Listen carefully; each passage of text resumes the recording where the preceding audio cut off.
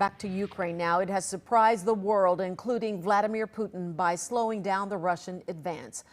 But the Ukrainians remain outgunned by this massive Russian army. How long can they hold them back, and what's it going to take? We are joined by urban warfare expert and retired major that is John Spencer, chair of urban warfare studies with the Madison Policy Forum. Good morning to you. Nice to have you. Good morning, and thanks for having me. You know, as we were looking Friday at segments we were going to do on Monday, John, and I remember thinking, you know, I'm thinking about what I'm going to talk to John about, but it's Friday. What's going to come on Monday? So let's talk about this. People keep expecting the Russians to move in to take over Kyiv any day now, any hour now. How has Ukraine been able to delay this invasion? Well, one, the Ukrainians have the will to fight, and we know in war, in any war, that's what the most important thing is. Not the military power you bring, it's the will in your soldiers and your people to fight. So clearly Russia underestimated that, and to be frank, Russia has shown incredible ineptness in doing what it needs to do to take these cities and to take Kiev. That's really the only battle that matters. Russia needs to take Kiev, take out the government, and put his own government in. We all know that. So every day that he gives Ukrainians time to prepare, they're doing it. They're blocking the streets, they're making sure that they're not too vulnerable. They're waiting so that the Russians get into the cities. That's where Russia will be defeated. Okay, let's talk about that. Yeah, let's talk about this urban warfare. So Russia's moving in. What kind of techniques can Ukraine use to their advantage, and what are they using to their advantage?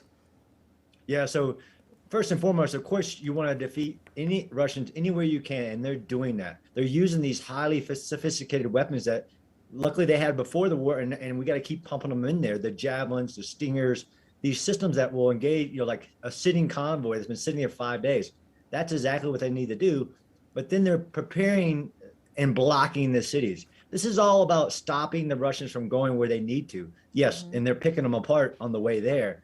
But the Russians are really demoralized. And from personal experience and from all my research, if they do get into the urban terrain, the Ukrainians, what they're doing now, can turn that into a meat grinder. And it doesn't matter how big the Russian military is. Armies have failed in urban terrain. Armies avoid urban terrain at all costs. Russia overreached here. It's a big mistake.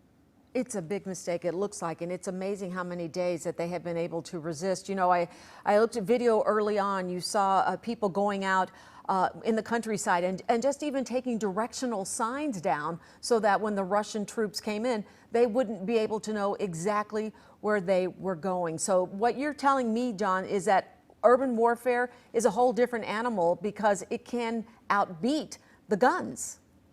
Absolutely. The numbers just aren't in the Russians' favor, which is great. They need to go home. Ukrainians are suffering already, and they're going to, unfortunately, I think, suffer again. But in the urban terrain, all those numbers don't matter. You need 5 times the force, 5 soldiers to 1 defender to pry him out. And we know that, even from recent history. It took us, the greatest military in the world, backing 100,000 Iraqi security forces on the ground, 9 months to pry just 5,000 terrorists, not highly motivated like these Ukrainians, out of the Battle of Mosul in 2016 for 9 months. This is going to go bad for Russians. And finally, as someone who's had experience with this and urban warfare, what do you think it's going to take for these Ukrainian forces to continue to resist? So knowing what the Russians have to do and what they're planning to do and what we can already see they're doing, they're going to try to bomb the cities into submission.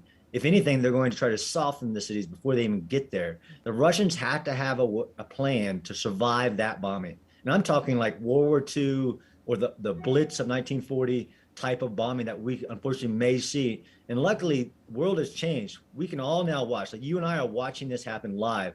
All those civilians fleeing. There we no hiding what Russia does, but they have to survive the bombings. Okay, retired Major John Spencer, chair of urban warfare studies with the Madison Policy Forum. Thanks so much for joining me this morning. Appreciate your perspective. Thank you. You take care.